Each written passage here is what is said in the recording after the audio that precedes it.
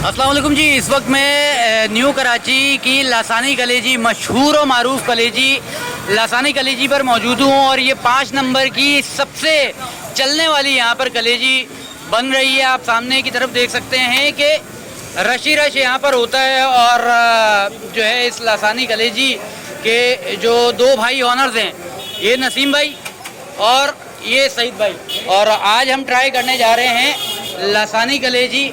अयान भी मौजूद है, ट्राई करना शुरू कर दिया। अयान, क्या कहोगे, लासानी कलेजी खाना शुरू कर दिया मेरे बगैर, अभी चखा है तो कैसे लगा?